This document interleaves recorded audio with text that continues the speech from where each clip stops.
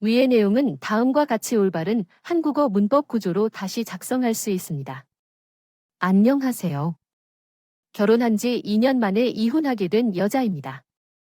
제가 제대로 한 일은 없지만 어쨌든 제 이야기를 듣는 분들이 계신다면 그분들이 대신 제 마음을 위로해주는 것 같아 어디선가 후련해질지도 모르겠어서 한번 글을 남겨봅니다. 제 근처에는 오빠라고 해서 지혜로운 어르신, 나이가 많은 남자 한 분이 계십니다. 30대인데도 여전히 결혼을 하지 못하신 오빠입니다. 제가 어릴 적부터 아들로 소중히 여겨지는 분위기 속에서 오빠와는 쉽지 않은 관계였습니다. 가정 형편이 어려운 상황인데도 할 일은 다 하고 집안을 지원해준다고 하기에도 제 마음에 그저 안 드는 것입니다. 들었으면 학교 공부뿐만 아니라 다른 부분에서도 좋겠어요. 아까 할 수 있다는 말들이 부드러웠어. 나는 학창 시절에 그렇게 공부를 잘하는 편이 아니었어. 나름 최선을 다해 공부했지만 서울에 있는 대학에 가는 꿈은 꾸지 못했고 합격한 지방 국립대도 밟아보지 못했어. 그러다가 나와서 무엇을 해야 할지 고민했지만 헛돈 쓰기보다는 부모님 덕분에 실바 부담 없이 전문대에 진학하게 되었고 졸업 후에 가까운 중소기업의 경리로 일하게 되었어. 어쨌든 취직을 한 후에 우연히 남편을 만나 홀어머니 밑에서 자란 그의 형편 또한 대학을 가지 못한 상황이었지만 어찌어찌 함께 괜찮게 지내오니까 그 환경을 이기고 열심히 사는 것 같았습니다. 중고차 영업소에서 일하던 남편과 저는 연애를 시작하게 되었고 별다른 문제 없이 만남을 이어가며 결혼을 하였습니다. 결혼 이야기가 나오면서 시어머니께서 아들이 결혼할 때를 위해 일생 동안 아끼고 모은 돈이라며 8천만 원이 든 통장을 건네주셨습니다. 시어머니는 매우 기품 있어 보였고 아들이라는 자식이 한 명 있는데 이제 와서 돌이켜보니 아들을 공부시키지 못했다고 후회하며 이 돈을 아들에게 투자했으면 더 좋았을 거란 생각에 후회만 남는다고 하셨습니다. 이제와 후회해봐도 이미 늦었고 자신은 자기의 모든 것을 털어서라도 아들의 행복을 위해 앞으로 최선을 다해주고 싶다고 하였습니다. 혼자서 길을 찾아가야 할 것 같다고 말씀하시는데 이 돈은 신주를 하려고 남겨야 한다고 하셨던 시어머니는 정말 친절하신 분이셨다. 그때는 이것이 다 연기였다는 사실을 당연하게 생각해보지 않았어요. 제가 모은 돈과 전 남편이 남긴 돈 중에서 재개발 소식이 있는 적당한 아파트를 찾을 수 있는 돈이 있었는데 전 남편은 그 집에 들어가기를 꺼렸어요. 한동안 맞벌이를 할 생각이었기 때문에 한 채의 집이 불필요했었죠.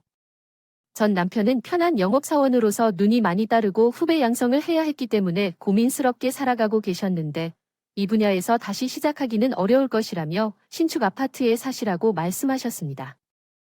이렇게 내용을 다시 구성해 보겠습니다. 남편이 노래를 부르라고 했지만 그건 조금 아니지 않냐고 반대했습니다.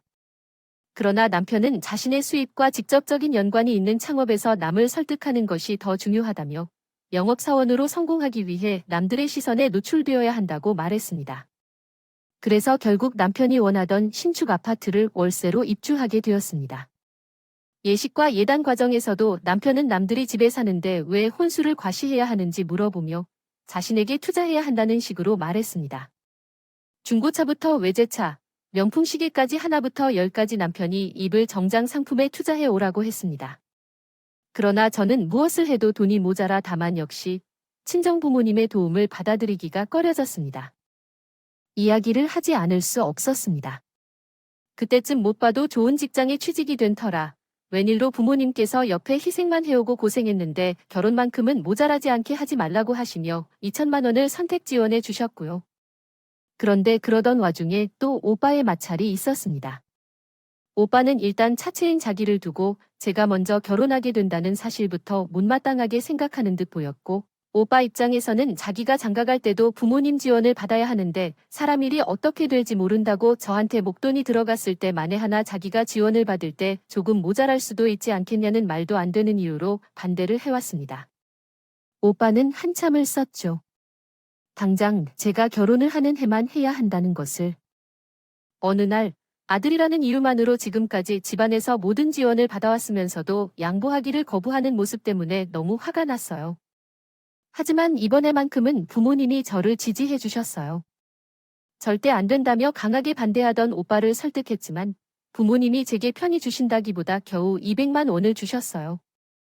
결과적으로 결혼하게 되었고 결혼식에는 오빠가 참석하지 않았어요. 어쨌든 그런 식으로 겨우 결혼식을 올리고 전 남편과 결혼했어요.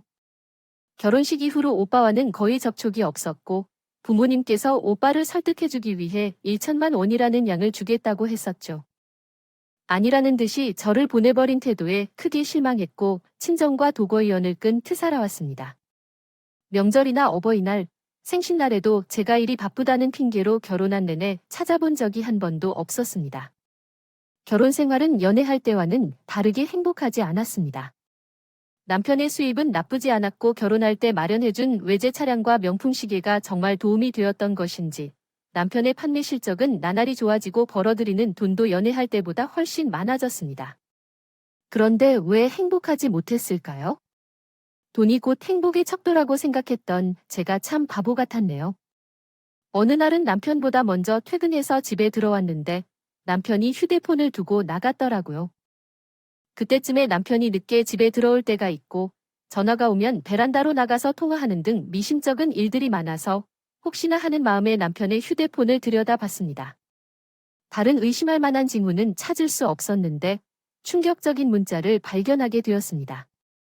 그때쯤 혹시나 국민임대 아파트에 응모한 적이 있는데 당첨되었다고 나타났더라고요.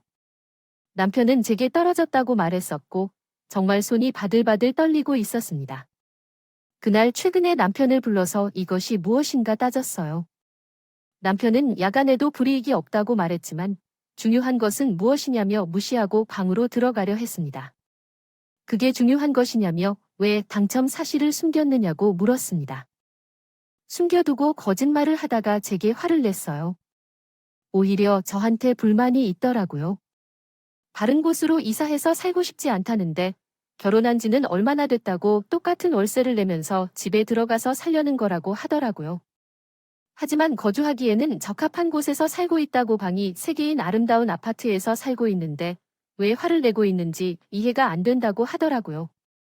결혼할 때도 이런 얘기를 했냐고 하고 자신은 영업사원이라서 자기 이미지를 지켜야 한다고 말하더군요.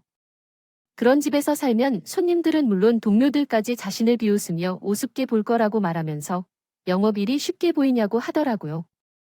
이 분야에서 실패하면 곧 끝이라는 거 알아야 한다고 하더군요. 못하면서 별것도 아닌 것으로 가지고 죽자고 달려들고 있느냐고 뭐라 하더라는 것입니다. 처음으로 남편에게 욕을 하며 따져서 말하였습니다. 대가리에 똥만 차 있어서 뭐가 옳고 그런 것을 파악하거나 그 집에 가면 지금 이 집에 묶여있는 보증금부터 매달이 지나가고 있는 돈이 얼마나 적게 아낄 수 있는지 물어보았습니다. 허영심으로 가득 찬 대가리로 남들이 보는 것이 그렇게 중요한가요? 저도 그것에 동의하지 않고 뭐라 했습니다. 남편의 말이 100% 틀렸다고 볼 순 없겠지만 보증금에 묶여있는 돈도 적지 않으면서 임대주택에 간다 하더라도 말 그대로 임대임을 감안하여 거기에서 보증금을 아껴 월세를 받고 있는 저희는 그저 무주택자로서 돈이 충분히 보이는 시점에 새로운 청약을 의외로 제기할 수 있습니다. 그때에는 그런 브랜드 아파트에 살게 될 수도 있는 상황이지만 당장 아파트 브랜드가 마음에 들지 않아서 어떻게든 돈을 더 벌어서 세탁기도 조금 더 크고 좋은 것으로 교체하고 싶은데 도착은 참고 살고 있는 상황에서 다른 사람들이 어떻게 보는지가 더 중요하다고 주장하는 자어로 용납이 안 되는 꼬라지를 보니 남편은 딱 끊고 끝내기를 바라며 형편을 따지면 모두 잘된 일이라고 억지로 설득하려고 합니다. 거지 소굴에서 살아낸 나인데 그 이유를 이해할 수 없다며 오히려 자기 때문에 이해 비용이 든다고 거절하면서 이미 지나간 일을 돌이킬 수 없는데도 자꾸 이야기할 것이 있느냐고 묻습니다. 그는 더 말하면 자제하기 힘든 성질이 권했고 방으로 들어갔다. 정말로 내 속이 뜨거워질 것 같았어. 어떻게 해서든 그에게 한 방을 찌푸리고 싶었지만 방법이 없었어. 그동안 사소한 일로 서로 몹시 싸웠는데 그럴 때면 그날 저녁 식사를 표면상 끝내거나 해서 끝을 내주거나 했어. 이 사람은 매운 음식 하나도 못 먹었어. 나도 매운 걸 먹어서 한 번 땀을 흘리고 그걸로 끝내거나 풀어내기를 했는데 그렇게 사소한 복수가 아니라는 건 누구보다도 더 잘 알지. 어찌하여 그러지도 못하고 이러지도 못하고 그 후로는 남편과는 사이가 춥고 무관심한 상태로 지내게 되었어. 남편이 먼저 화해의 제스처를 취했지만 저는 받아들이지 않았어요. 남편의 말대로 이미 너무 오래 끈 일들인데 지난해에 있었던 일 때문에 제가 속이 좁다는 생각도 들었지만 이번에는 확실히 넘어가지 않으면 앞으로도 이러한 어리석은 결정을 내리지 않을까 하는 우려에 쉽게 받아들이지 않았어요. 매번 먼저 물러서 주던 남편을 무시하며 이날 저희 남편도 더 이상 제게 화해하려는 행동을 취하지 않았고 서로 신경만 곤두세우며 보낸 어느 날 남편은 말없이 제게 어머니를 모셔서 집에 오더라는군요. 해당 어머니는 우리 집에서 가까운 곳에 계셨습니다. 살기는 하셨지만 그동안 교류는 따로 없었거든요. 그러니 여기서 갑자기 시어머니의 등장은 의외라고 생각했습니다. 시어머니께서는 저희가 자주 찾아오는 건 맞아도 불편해 하시던 분이었거든요. 신혼부부인데 둘이서 알콩달콩 재미지게 사는 게 최고지 않겠냐며 괜히 자기한테 신경 쓰다가 며느리가 부담감을 느끼면 그 영향이 아들한테 바로 간다고 하시며 거리를 두시던 분이었거든요. 거기에 제가 친정 부모님과 틀어진 상황을 알고 계셔서 그런지 노무시댁에만 몸매다는 것도 불공평하지 않냐며 뭔가 쿨한 척 아는 척 하시며 스스로 깨어있는 시어머니 흉내내시던 분이었어요. 그런데 찾아와서 하시는 말씀은 여태껏 보여주신 모습과 결혼할 때에 확신하신 부분과는 전혀 다른 이야기였습니다. 이제 여기 와서 살아야겠다고 대뜸 학과를 재현하시던군요. 아니, 제안하신 대로라는 말도 아깝고 일방적으로 이제 자기가 살던 집을 정리하고 들어와서 살 테니 준비해라는 말을 하셨어요. 어머님이 홀몸이신데 언젠가 신이 모사야 할 때가 오지 않을까 생각한 적도 있습니다. 그럼 뭐가 문제냐고 하시는 분들도 계시겠지만 생각도 못한 상황에서 그렇게 하겠다고 곧바로 정말 문제도 아니었고 무엇보다 어머님은 나이가 엄청 많으신 편이 아닌데 또한 동네에 있는 식당이기는 하지만 제대로 월급을 받고 일도 하고 계셨더뇨. 그렇다고 살 곳이 없으신 것도 아니고요. 작은 빌라지만 본인 명의로 소유했던 곳이라던데요.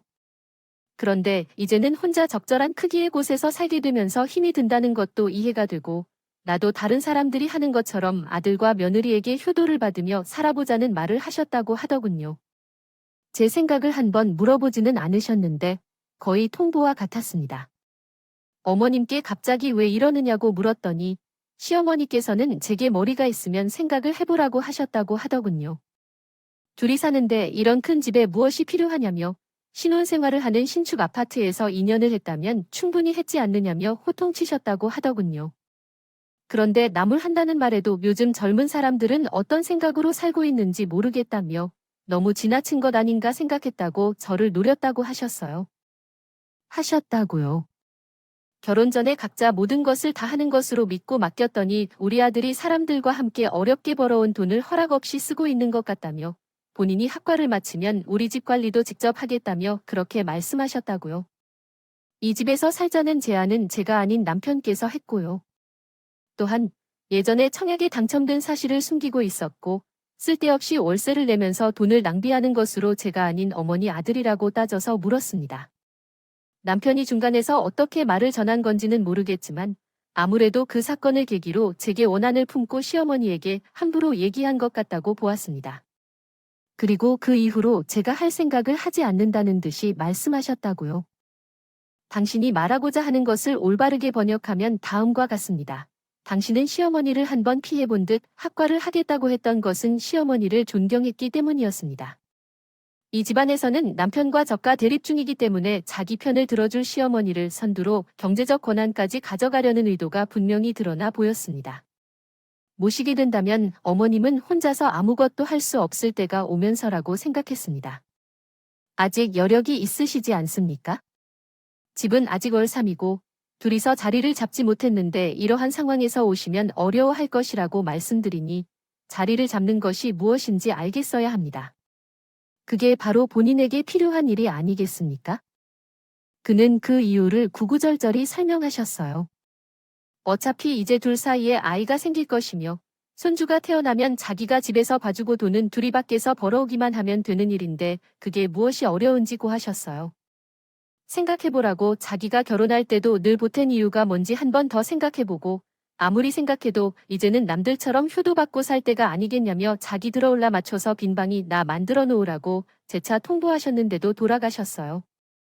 남편도 대놓고 이제 와서 어쩌겠어 하는 식으로 큅큑대며 그렇게 됐으니까 그렇게 하라고 하고 방문과 응고 들어가는데 혼자서 텅 빈 거실에 앉아있으니 가슴이 통 막혀 온다고 하셨어요. 이 집에 묶여있는 보증금 해도 제도를 하나도 따르 않고 결혼할 때부터 너가 해왔던 일이 무엇인가 그렇게 나타나더라고요. 그 이유는 제도는 남편 외에는 살 가치도 없는 치 손주만이 있었기 때문이었습니다. 고향에 남아있는 친구 집으로 도피를 해 그러나 친구도 자신의 가정에 있어서 하룻밤만 잠자리를 빌려줄 수 있는지 제 부탁에 난색을 표하더라고요. 갑작스럽게 발생한 상황으로 마음이 불안해서 제대로 생각할 수가 없었으며 그 상황에서 떠오르는 것은 스스로 등을 돌린 제 가족뿐이었습니다. 오랜 기간 동안 다시 연락하지 않고 살아온 것이거든. 그러나 가면에 돌더한 어머니의 주름까지도 선명하게 떠올랐습니다.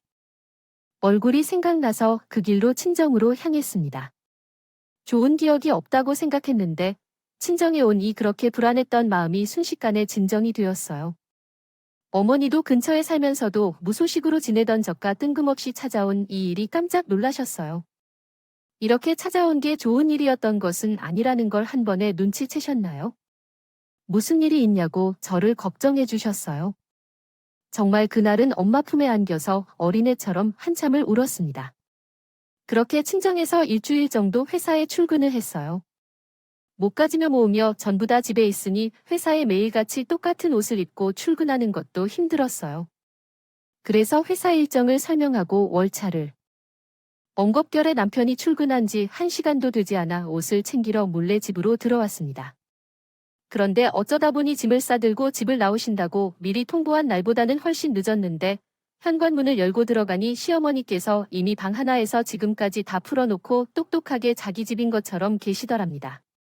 제가 아직 이렇게 와도 된다고 한 적은 없는데 시어머니는 저를 보자마자 걱정은 없이 비아냥스럽게 대해지셨어요. 일주일도 안 되어 다시 들어올 생각이라면서 왜 가출한 거냐며 제가 소개된 특별한 지인이나 시어머니와 같은 관계를 끊어낼 때가 되었더라도 어른이신 만큼 그런 말에 대해 맞설 수밖에 없지 않겠습니까? 건지 아무 말도 하지 못하고 짐도 챙기지 못하고 그냥 밖으로 나와 버렸습니다. 집으로 돌아와 친정 어머니에게 이 사실을 말한 이 어머니는 이대로는 안 되겠다고 하시며 잠시만 기다려보라 하시고는 침을 한가득 삼다니 저를 데리고 우리 집으로 향했습니다.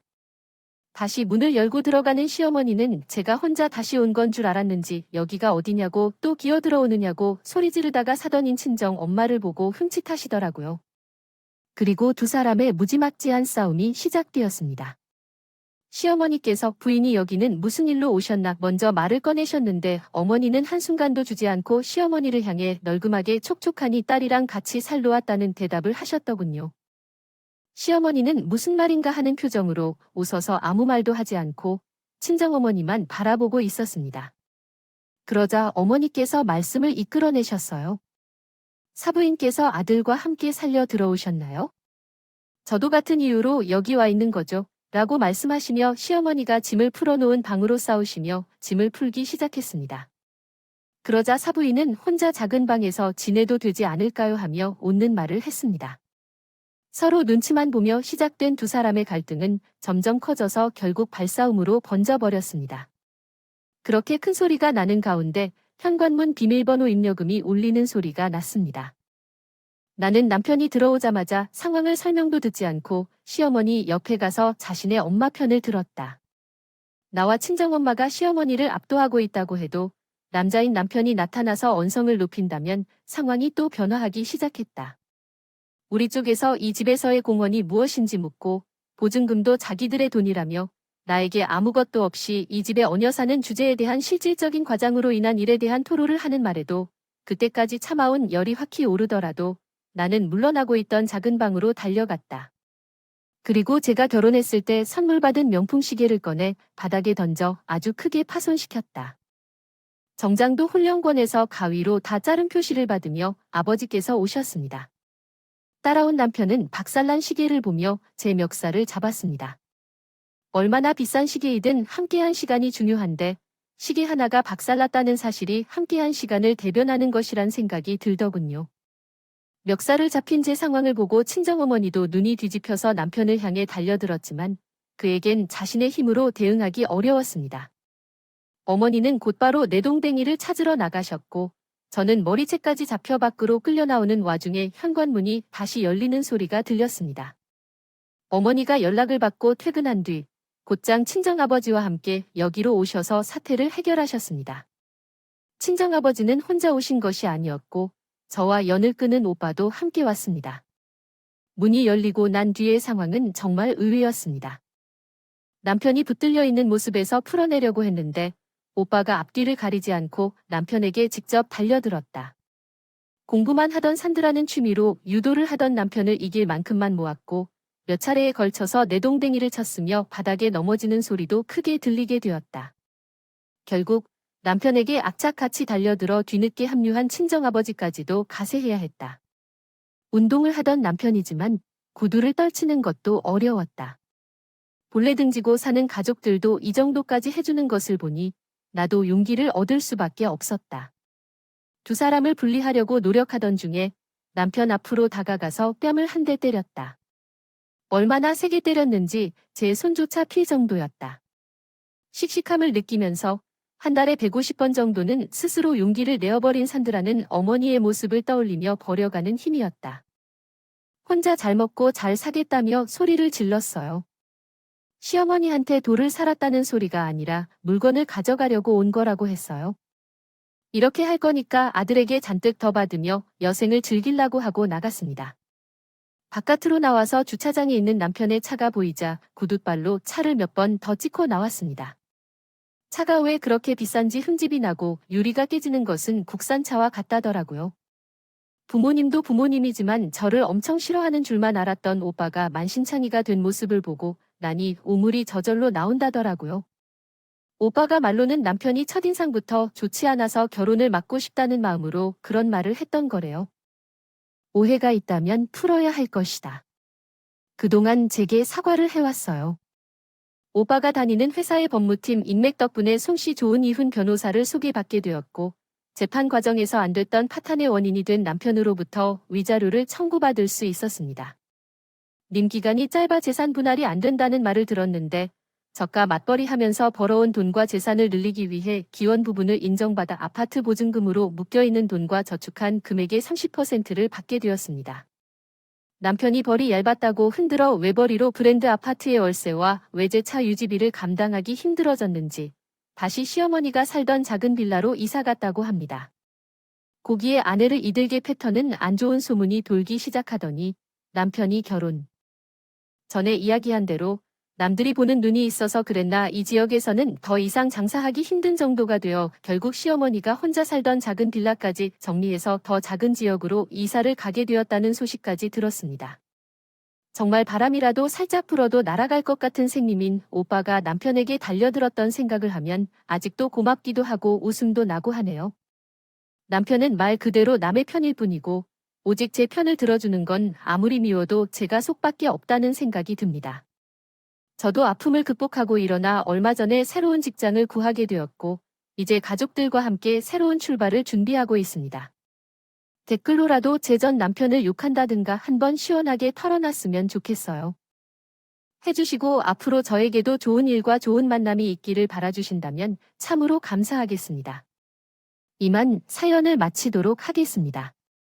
끝까지 들어주셔서 감사합니다. 오늘의 사연은 여기까지입니다. 구독과 좋아요, 알림 설정을 부탁드리고 더 좋은 시간으로 다시 찾아뵙겠습니다. 감사합니다.